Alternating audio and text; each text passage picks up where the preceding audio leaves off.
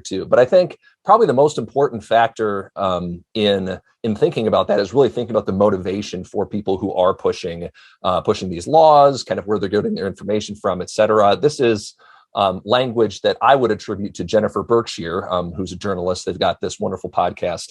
Have you heard?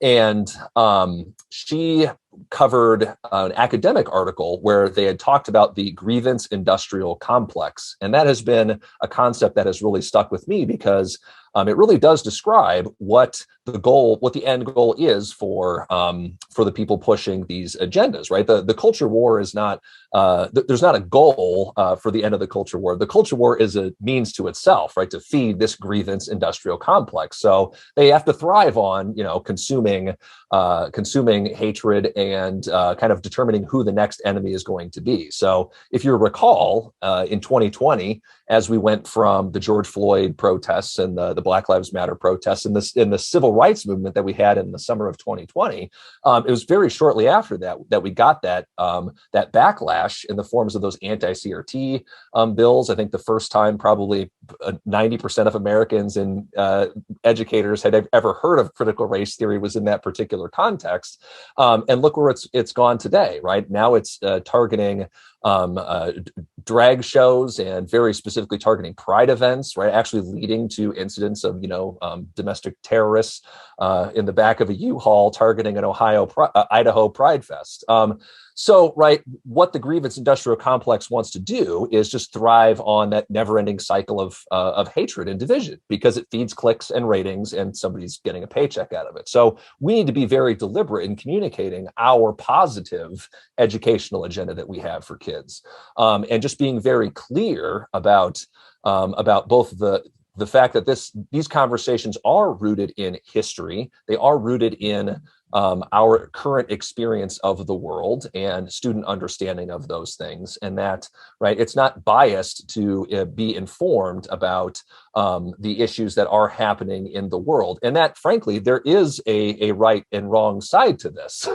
And one of the things I think that was a revelation to me, when I first got caught up in this for saying that white nationalism is bad, is that the admin who was kind of presiding over this series of complaints against me, I was pretty upfront in the beginning just to say, like, can you not see how this is a politically motivated kind of attack on the way that I'm teaching about white nationalism, right? I'm saying that the white nationalists are bad. I'm letting my students hear what white nationalists are having to say in their own words.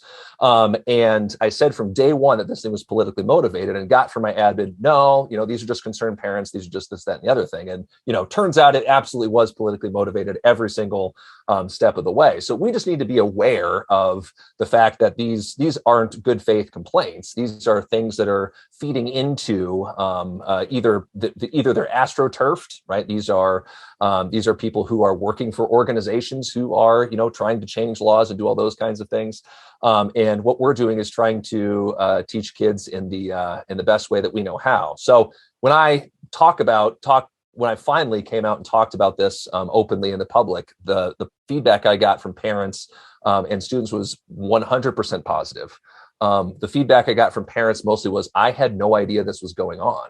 I wish I would have spoken out more. And the last thing that I'll say on this too then is, I know that there are a lot of people who are afraid to speak out about these things or don't know how to do it in ways that they feel necessarily comfortable doing.